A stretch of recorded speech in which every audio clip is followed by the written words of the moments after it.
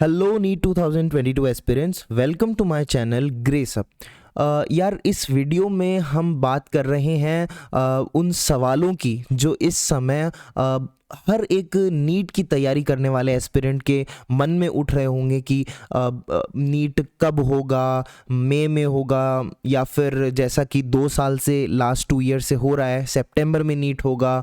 अच्छा, कोविड आ गया तो क्या डेट आगे खिसक जाएगी या कोविड नहीं आएगा, है ना। पेपर ऑफलाइन होगा, ऑनलाइन होगा, या फिर कट ऑफ क्या होगी पेपर की, डिफ़िकल्टी लेवल क्या हो जाएगा। इस बार भैया फिज़िक्स का पेपर टफ आए तो अगली बार फिज़िक्स का फिर से टफ तो नहीं आ जाएगा, पेपर इजी आएगा, हार्ड आएगा। ये सारी चीज़ें इस समय बहुत सारे लोग सोच रहे हैं जिनके जवाब उनको नहीं मिल रहे हैं।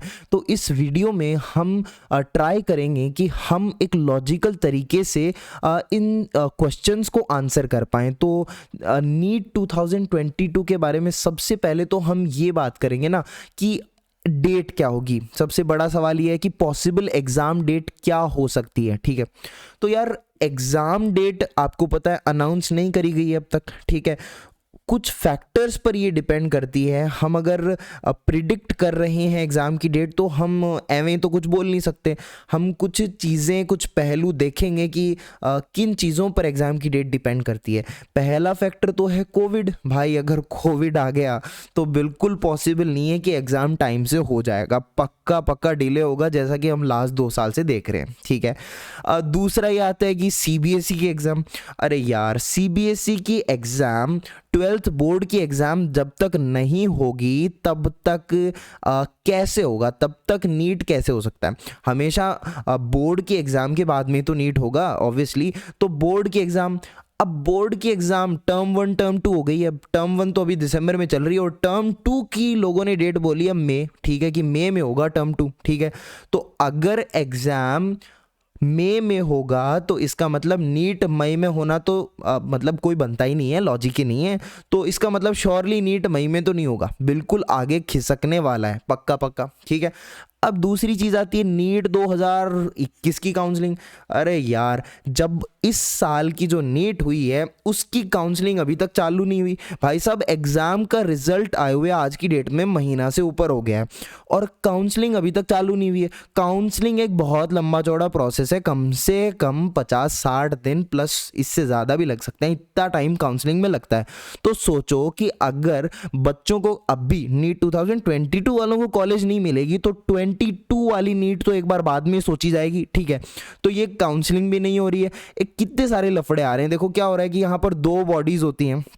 एक तो एनटीए होता है जो एग्जाम कंडक्ट करता है और रिजल्ट देता है, और एक्चुअली जो काउंसलिंग का काम होता है ये एमसीसी करता है। काउंसलिंग का काम कौन करता है? एमसीसी। तो इस चीज़ में डिले हो रहा है काउंसलिंग में, तो डेफिनेटली एग्ज़ाम तो नीट 2022 का डिले होने वाला है। ठीक है, तो पॉसिबल एग्ज़ाम डेट अगर मैं मेरी तरफ से आपको बताऊं तो वो कुछ जून मिड या फिर जुलाई मिड में हो सकता है। ठीक है ना, हो सकता है प्रोबेबली, और आपको मानकर चलना है, क्योंकि यार अगर आप एक डेट मानकर नहीं चलोगे कि मेरी एग्जाम कब है तो तुम अच्छे से तैयारी नहीं कर पाओगे। तुम एक डेडलाइन होनी चाहिए कि अच्छा इतनी डेट को एग्जाम है तो मैं मेरा सिलेबस इतने टाइम पहले कवर कर लूंगा, मैं टेस्ट सीरीज कुछ इस प्रकार से प्लान करूंगा। ठीक है, तो इसके लिए हमें एक डेट सोचनी पड़ेगी, और वो प्रोबेबली देखो मई में अगर बोर्ड का एग्जाम हो रहा है तो जून या फिर जुलाई में नीट का पेपर होना तय है, अगर सारी चीज़ें सही रही तो। अगर कोविड ज़्यादा ही हो गया, फिर से सब वही राम कथा चालू हो गई तो पक्का पक्का ये और भी डिले हो सकता है। बट हम अपनी तरफ से एग्ज़ाम की डेट मानकर चलेंगे 15 जून। ठीक है, 15 जून। अब यार इसका मतलब ये नहीं है कि 15 जून को ही एग्ज़ाम होगा।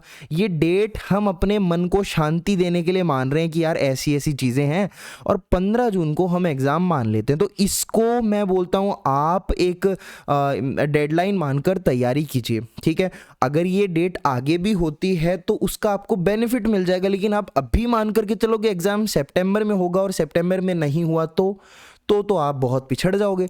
तो इसलिए आप इस डेट को अपनी तैयारी का एक वो मान के रखें कि इस डेट को मुझे एग्ज़ाम देना है, इस हिसाब से भाई तैयारी करनी है। ठीक है ना, तो एक तो पहला ये क्वेश्चन आंसर हो गया कि पॉसिबल एग्ज़ाम डेट क्या होगी भाई साहब, जून में या जुलाई में, और प्रोबेबली सबसे ज़्यादा आप अपने मन को समझा दो कि 15 जून है। ठीक है भाई, उसके अकॉर्डिंग तैयारी करनी है। ठीक है, तो ये जून जुलाई, टर्म 2 मई में होना है, टर्म 1 दिसंबर में हो रहा है। ये चीज़ें मैं आपको बता चुका हूँ, ठीक है।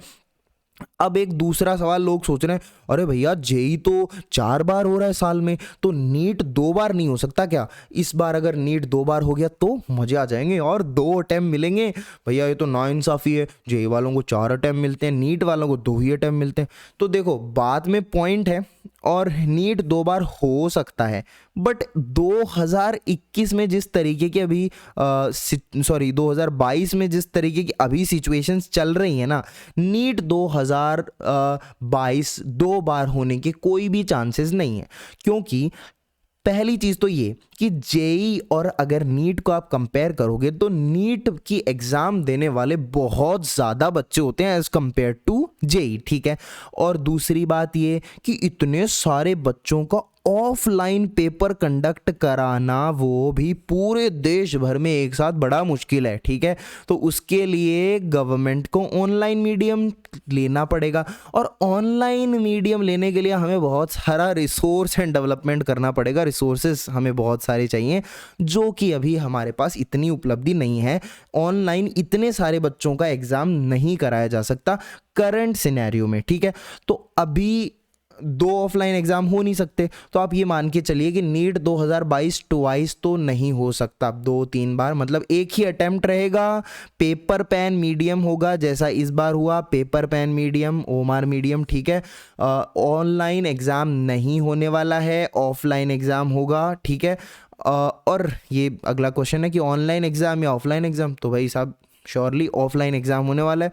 और अगर गवर्नमेंट कोई बड़ा सा ऐसे ही फैसला निकाल दे इम्प्रैक्टिकल सा, तो पता नहीं, बाकी ऑफलाइन ही एग्जाम होगा। पेपर डिफिकल्टी लेवल की बात करें तो देखो, पेपर डिफिकल्टी लेवल हमेशा से नीट का क्या रहता है, इजी टू मॉडरेट रहता है, इजी टू मॉडरेट रहता है, ठीक है। इजी टू मॉडरेट रहता है पेपर का डिफिकल्टी लेवल, ठीक है। देखो क्या होता है कि अब जैसे इस बार की पेपर की बात करें, नीट 2021 का पेपर अगर देखें हम, तो physics and chemistry and biology, तो केमिस्ट्री एंड बायोलॉजी तो इस बार क्या थे, इजी थे, इजी कंसीडर कर सकते हैं। लेकिन अब लोग बोल रहे हैं कि भैया फिजिक्स बहुत टफ आया था इस बार, तो अगली बार भी पेपर टफ आएगा क्या? देखो यार, ये नीट का ऐसा ही रहता है, एक ये लोग कोई ना कोई अगर पेपर इनको इजी बनाना होता है तो तीनों इजी देते हैं, सीधी सी बात है, कट ऑफ ऊपर चली जाएगी। लेकिन अगर इनको पेपर थोड़ा मॉडरेट बनाना होता है तो ये क्या करते हैं, तीनों सब्जेक्ट में से एक सब्जेक्ट टफ कर देते हैं या लेंदी कर देते हैं। जैसे मान लो अगली बार फॉर एग्जांपल इन्होंने फिजिक्स केमिस्ट्री को इजी रखा और बायो को अगर थोड़ा लेंदी कर दिया, तो पेपर का लेवल तो बढ़ जाएगा थोड़ा सा, ठीक है, बच्चों के लिए। तो कुछ इस तरीके का होगा, इसलिए अपने आप को प्रिपेयर करके रखें। कोई ना कोई एक सब्जेक्ट टफ आ सकता है, थोड़ा सा टफ, लेंदी, जो भी बोलो आप अपनी लैंग्वेज में उसको। अब अगली बात ये, एक्सपेक्टेड कट ऑफ। तो एक्सपेक्टेड कट ऑफ यानी आप अपना एक सेफ स्कोर, जनरल कैटेगरी के लिए मैं बता रहा हूँ, सेफ स्कोर आप क्या मानकर चलें, आप मानकर चलें 610 प्लस, ठीक है भाई। देखो इस बार भी पेपर टफ आया था, कहीं ना कहीं पिछली बार से तो ऑब्वियसली टफ आया था, बट कट ऑफ में आपको बहुत बहुत ही कम चेंज देखने को मिला है पेपर के अकॉर्डिंग। तो आप ये मान के चलिए कि अगली बार भी कट ऑफ कम तो जाने वाला नहीं है, क्योंकि कट ऑफ ऊपर ही जाता है हमेशा, ठीक है। तो 610 प्लस मार्क्स आपका एक सेफ स्कोर रहेगा जनरल कैटेगरी में, जिसमें आपको एक अच्छी डिसेंट गवर्नमेंट कॉलेज जो है वो आपको मिल जाएगी 610 प्लस। तो आप अपना इतना एम बनाकर चलिए कि यार 610 प्लस तो होने ही चाहिए मार्क्स, ठीक है।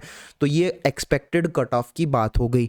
तो आई होप आपने ये वीडियो देखा, आपको सेटिस्फेक्शन रहा होगा, और अब आप पढ़ने बैठ सकते हैं। आई वुड सजेस्ट कि ये जो चीज़ें होती हैं ये हम अपने मन की शांति के लिए देख सकते हैं। हो जाएगा, ठीक है, चलो 2 बार नहीं होगा, 2 बार होगा क्या, ये सब चीज़ें मैं खुद ये बिलीव करता हूँ कि हमें अपनी पढ़ाई पर ज़्यादा फोकस करना चाहिए, बल्कि हम ये सारी चीज़ें मुझे कुछ लोगों ने बोला, इसलिए मैंने ये वीडियो डाल दिया।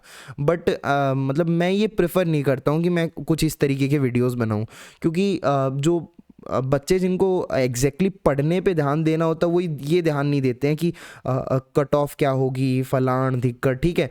तो मतलब आई वुड सजेस्ट कि आप पढ़ाई पर ध्यान दीजिए, अभी के अभी किताब खोलकर पढ़ने बैठ जाओ बस।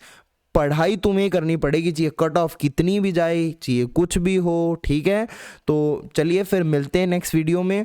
Till then do like share comment and subscribe to my YouTube channel which is grace up. Okay, thanks.